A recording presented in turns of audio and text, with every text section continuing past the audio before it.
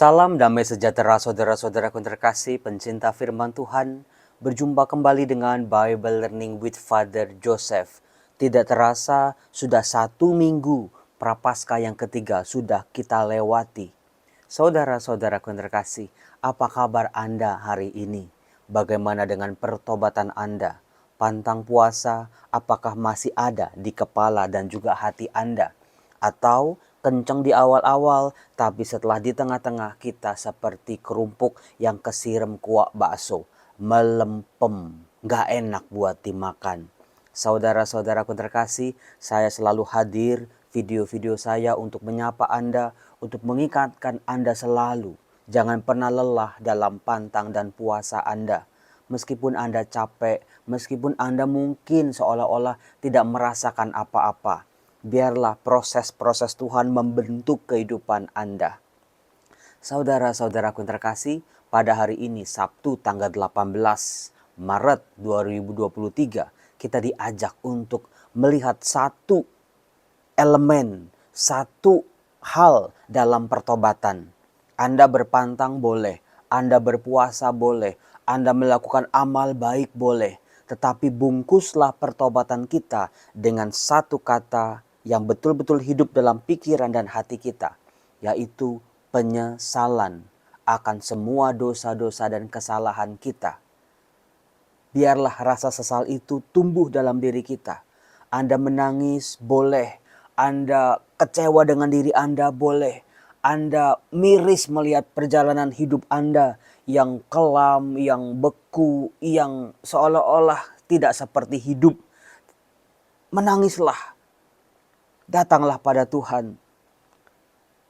Ungkapkanlah rasa sesalmu dengan sungguh-sungguh, bukan dengan air mata buaya yang pura-pura, bukan dengan air mata yang ada di sinetron-sinetron yang pura-pura. Saudara-saudaraku terkasih, bacaan-bacaan pada hari ini mengajak kita untuk betul-betul menyadari, oh iya, pertobatan itu butuh sebuah penyesalan. Yang namanya penyesalan dosa, hati yang menyesal, hati yang mau belajar lagi untuk memperbaiki diri. Maka dari itu saudara-saudara, dalam Mazmur tanggapan diungkapkan seorang pemazmur yang doa-doanya bisa kita contoh, yang harapannya juga bisa menjadi harapan kita. Mazmur bab 51, berbahagialah orang yang dosanya diampuni. Mari saudara-saudara, di awal video ini kita doakan Mazmur bab 51 bersama-sama dengan saya.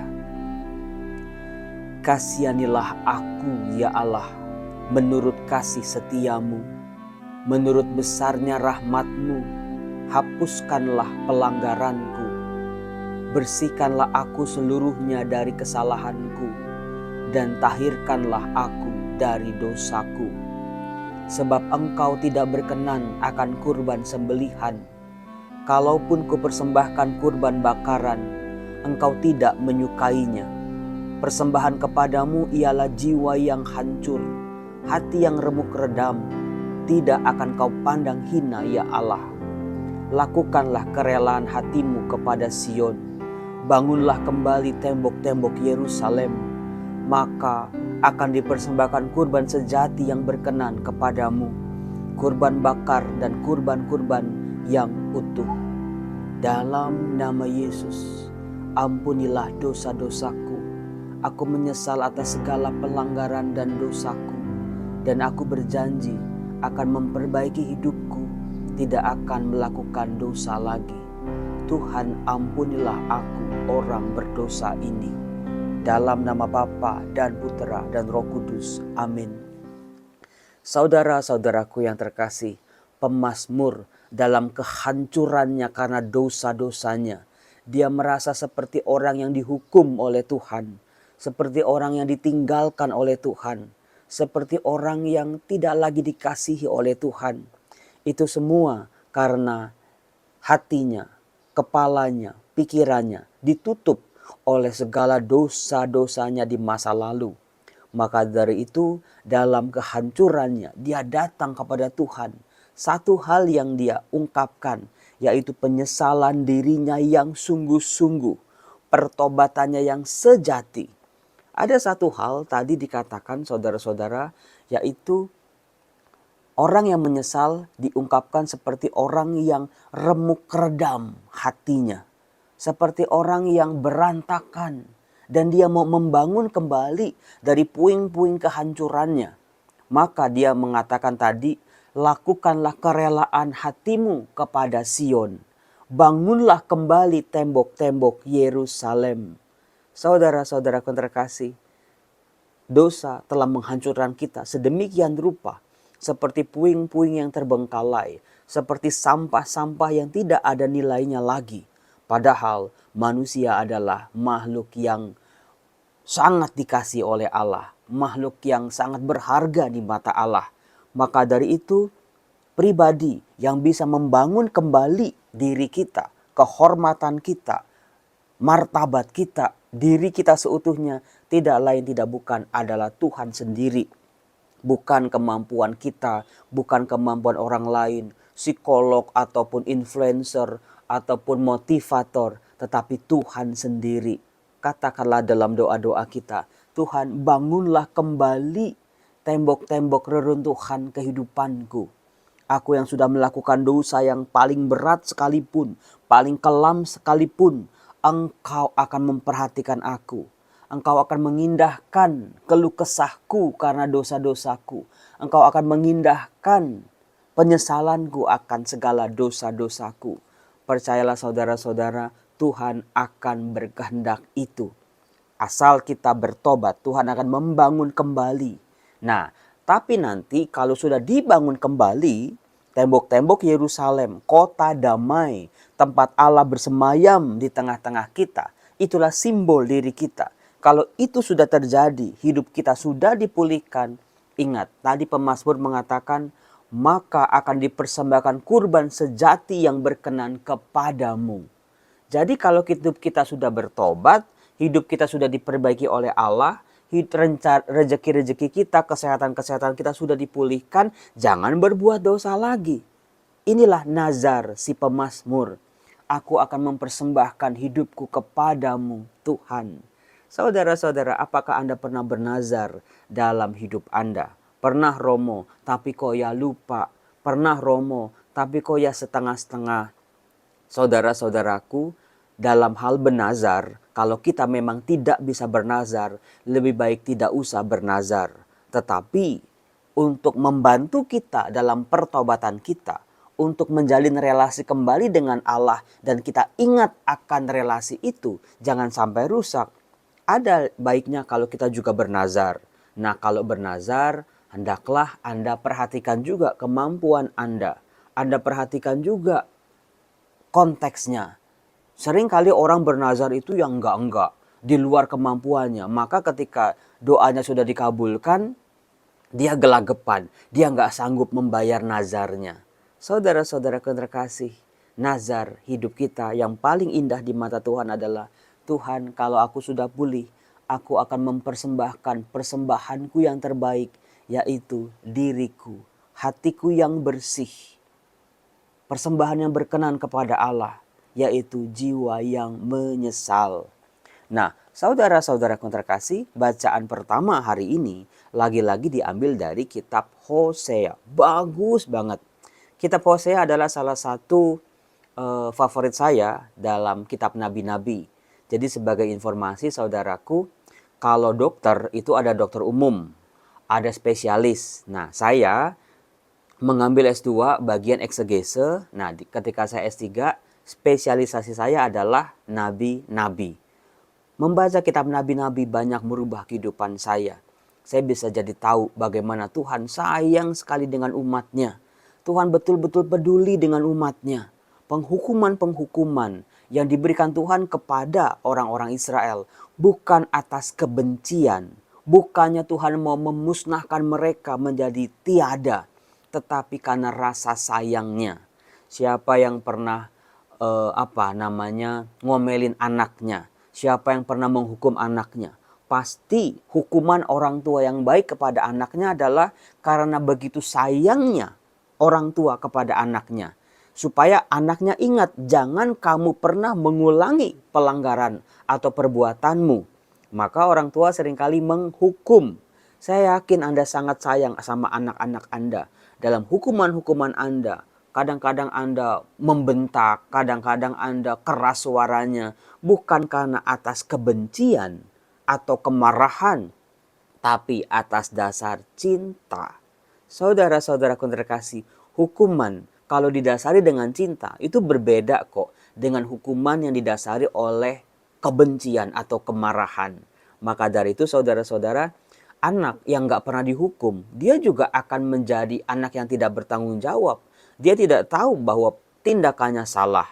Memang orang tua zaman sekarang seringkali bilang, wah harus dibilangin baik-baik Romo, harus dikasih pengertian Romo, harus diajak omong Romo. Itu semua sudah dilakukan oleh Tuhan kepada umatnya, umat Israel.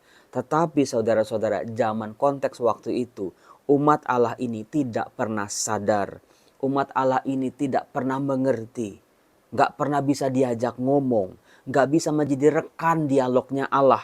Maka setelah mendapat ancaman bahwa mereka akan dihukum, peringatan mereka akan dihukum, tetapi peringatan-peringatan itu pun tidak akan menjadi kesadaran buat orang Israel. Jadi orang Israel itu seperti anak yang bandel, bukan cuma bandel karena dia cerdas, bandel karena memang dia pelan-pelan hatinya, hidupnya dirasuki oleh kejahatan. Sehingga mereka melawan Allah. Mereka tidak mengakui Allah sebagai Tuhan mereka. Jadi kalau ada seorang anak, kalau bandel karena dia cerdas, mungkin orang tuanya bangga. Tapi kalau bandel sampai membuat sesuatu kejahatan yang merugikan orang lain, merugikan orang tuanya, sampai tidak mengakui orang tuanya, bayangin. Apa yang bisa dilakukan oleh orang tua selain menghukum? Jadi konteks hukuman-hukuman dalam perjanjian lama, dalam kitab nabi-nabi harus dilihat seperti ini. Bukan Allahnya membenci, bukan Allahnya marah sedemikian rupa. Allah adalah pribadi yang lambat marah. Dikatakan umat Allah berkata, mari kita akan berbalik kepada Tuhan, sebab dialah yang telah menerkam tetapi lalu menyembuhkan kita, yang telah memukul dan membalut kita. Jadi bacaan pertama hari ini adalah sambungan dari ajakan Tuhan di bacaan pertama kemarin. Tuhan mengajak umatnya untuk kembali. Nah, ditanggapi oleh umat Allah yang mengatakan, mari berbalik kepada Tuhan. Dia Allah yang menerkam tapi menyembuhkan. Dia memukul dan membalut kita. Ia akan menghidupkan kita sesudah 2 hari. Pada hari yang ketiga ia membangkitkan kita dan kita hidup di hadapannya. Saudara-saudaraku terkasih, hiduplah sebagai anak-anak Allah, sebagai hidup yang berkualitas. Apakah Anda ingat renungan saya kemarin bahwa pertobatan kita harus berkualitas, hidup kita pun harus berkualitas. Allah menghendaki kita sebagai manusia, sebagai pastor, sebagai pewarta, sebagai suami, sebagai istri, sebagai anak, sebagai orang tua, sebagai rekan kerja, sebagai pelayan-pelayan Tuhan, hiduplah dalam kualitas itu. Dikatakan, marilah kita mengenal dan berusaha sungguh-sungguh mengenal Tuhan. Saudara-saudara, yang saya lakukan dalam video-video saya, sudah 1000 lebih video saya buat. Saya berjuang supaya umat beriman mengenal siapa Tuhan yang kita imani, mengenal kasih-Nya, mengenal cara kerjanya, mengenal rahmat-rahmat-Nya, mengenal perjanjiannya. Jangan sampai kita beriman kayak kerbau dicucuk hidungnya gitu, pokoknya nurut aja. Ketaatan tanpa pemahaman akan menjadi seperti perbudakan. Maka dari itu saudara-saudara, Santo Agustinus pernah mengatakan bahwa ilmu pengetahuan sangat berguna untuk beriman. Allah lah yang memberikan kita akal budi untuk bisa mengenal, untuk bisa memahami. Itulah kemampuan manusia yang tertinggi untuk bisa mengenal Allah. Nah, kemudian saudara-saudaraku yang terkasih, yang tidak dikehendaki oleh Allah, lagi-lagi kalau pertobatannya cuman basi belaka, pertobatannya cuman pura-pura belaka, maka Allah menegur orang Israel kalau mereka pertobatannya itu pura-pura. Kasih setiamu seperti kabut pagi, seperti embun yang hilang pagi-pagi benar. Saudara-saudara terkasih, ini yang tidak dikehendaki oleh Allah. Pertobatan kita naik tenggelam seperti kapal selam. Pertobatan kita itu ya angot-angotan. Pertobatan kita ya kalau ingat saja. Jangan saudara-saudara. Nah, dalam bacaan Injil Lukas bab 18, Tuhan Yesus mengajarkan dua pribadi yang sama-sama berdoa.